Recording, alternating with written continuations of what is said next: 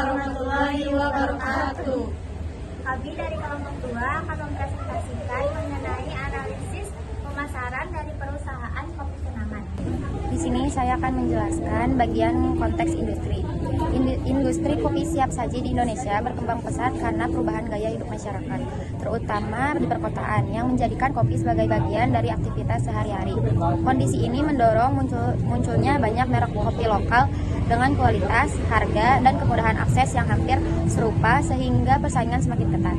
Akibatnya perusahaan tidak lagi cukup bersaing melalui produk saja, tetapi juga harus membangun pengalaman dan hubungan emosional dengan konsumen agar memiliki nilai tambah yang sulit ditiru oleh kompetitor. Selanjutnya ada solusi objektif. Solusi yang dilakukan Kopi Kenangan adalah menerapkan emosional marketing, yaitu strategi pemasaran yang bertujuan membangun hubungan emosional dengan konsumen. Bukan hanya menawarkan produk, mereka menyadari bahwa ketika kualitas kopi dan harga sudah hampir sama dengan kompetitor, konsumen membutuhkan alasan lain untuk memilih suatu merek. Salah satu cara yang dilakukan adalah melalui storytelling atau membangun cerita di balik mereknya. Hal ini terlihat dari nama-nama menu seperti Kopi Kenangan Mantan, Kenangan Masa Lalu, dan menu lainnya yang mengangkat tema kenangan. Nama-nama tersebut membuat konsumen merasa penasaran, mudah mengingat merek, dan seringkali menghubungkannya dengan pengalaman pribadi mereka. Dengan strategi ini, Kopi Kenangan tidak hanya menjual secangkir kopi, tetapi juga menjual pengalaman cerita dan perasaan. Inilah yang membuat merek tersebut lebih mudah diingat, memiliki kedekatan emosional dengan pelanggan, dan mampu menciptakan loyalitas meskipun banyak pesaing menawarkan produk yang sama. Yang kedua yaitu masalah. Pada awalnya Kopi Kenangan berhasil menarik banyak pelanggan karena menawarkan kopi dengan kualitas yang baik dan harga yang terjangkau. Hal ini membuat merek tersebut berbeda dari pesaingnya. Namun seiring berjalannya waktu, semakin banyak kedai kopi lain yang menawarkan produk dengan kualitas dan harga yang hampir sama. Akibatnya kualitas produk dan harga tidak lagi menjadi keunggulan utama. Saat ini, konsumen tidak hanya melihat rasa kopi atau harganya saja. Mereka juga mempertimbangkan pengalaman saat membeli, seperti pelayanan yang ramah, suasana yang nyaman, kemudahan memesan melalui aplikasi, serta hubungan emosional yang dibangun oleh merek. Karena itu, Kopi Kenangan harus mampu memberikan pengalaman yang lebih berkesan agar pelanggan tetap memilih produknya dibandingkan merek lain. Selanjutnya ada analisis konsep Iceberg Brand Value. Bisa disebut nilai merek gunung es. Untuk brand tersebut bisa dibedakan menjadi dua lapisan utama.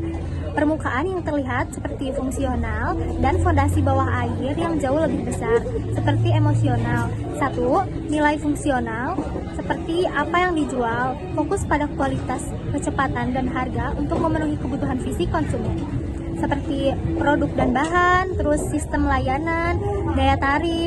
Contohnya kayak produk dan bahan. Itu tuh seperti kualitas kopi dengan baku premium. Terus kalau dari sistem layanan yaitu ada cepat atau bisa disebut bread and go, dan praktis lewat integritas aplikasi digital. Terus ada daya tarik, yaitu seperti harga terjangkau dan memberikan nilai ekonomis tinggi bagi pembeli. Terus poin selanjutnya ada lapisan bawah, seperti nilai emosional atau bisa disebut mengapa memilih brand ini. Fokus pada perasaan dan kedekatan untuk membangun loyalitas, atau bisa disebut pembeda utama, identitas unik seperti nama, menu unik, dan storytelling yang menyentuh sisi personal. Terus ada aktivitas kreatif seperti kampanye viral atau Harmanas, atau bisa disebut Hari Mantan Nasional yang memicu interaksi dan rasa kepemilikan konsumen. Selanjutnya saya akan menjelaskan mengenai orkestrasi omnichannel Kopi Kenangan. Kopi Kenangan sendiri memiliki kampanye inti merayakan setiap kenangan. Pada pemasarannya, Kopi Kenangan ini lebih melibatkan pada soft selling, namun di beberapa kondisi mereka juga menggunakan hard selling.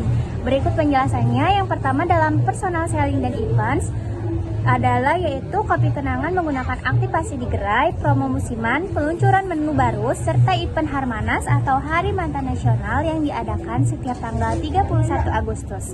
Melalui event Harmanas ini, Kopi Kenangan menghadirkan beberapa aktivitas seperti promo khusus, seperti diskon atau paket minuman, dan konten media sosial bertema mantan yang menghibur dan mudah dibagikan. Selanjutnya yaitu public relation dan digital. Kopi Kenangan aktif memanfaatkan Instagram, TikTok, influencer, dan konten storytelling untuk membangun engagement dan emotional attachment dengan generasi muda. Beberapa influencer yang digunakan oleh Kopi Kenangan yaitu Nicholas Saputra. Nicholas Saputra menjadi brand ambassador untuk produk Kopi Kenangan Hanya Untuk Mood. Dia dipilih karena citranya yang elegan, dewasa, dan romantis sesuai dengan konsep kenangan sendiri. Yang kedua yaitu ada Busboy menjadi brand ambassador pada kampanye Hari Mantan Nasional atau Harmanas yang berkolaborasi untuk menciptakan jingle You The Best atau You're The Best yang artinya kamu yang terbaik dan aktif dalam promosi digital. Selanjutnya ada advertising yang digunakan oleh Kopi Kenangan yaitu iklan digital, media sosial, dan aplikasi kenangan. Aplikasi Kopi Kenangan ini digunakan untuk mempermudah pelanggan memesan minuman secara online baik untuk diambil, digerai maupun dibawa pulang. Selain itu, aplikasi ini menyediakan promo eksklusif, pengumpulan poin reward, dan fitur pencarian gerai terdekat, serta notifikasi status pesanan. Kehadiran aplikasi ini dapat meningkatkan kenyamanan pelanggan sekaligus menolong loyalitas terhadap merek Kopi Kenangan sendiri. Di sini saya akan menjelaskan hasil yang diharapkan. Keberhasilan strategi Kopi Kenangan tidak hanya bergantung pada kualitas kopi atau harga yang kompetitif, tetapi juga pada kemampuannya membangun hubungan emosional dengan konsumen. Di tengah persaingan industri kopi yang semakin ketat, nilai emosional menjadi pembeda utama comparative advantage yang sulit ditiru oleh kompetitor, sehingga merek memiliki peluang lebih besar untuk mempertahankan loyalitas pelanggan dalam jangka panjang. Sekian presentasi penjelasan dari kami. Mohon maaf apabila ada kesalahan. Wassalamualaikum warahmatullahi wabarakatuh.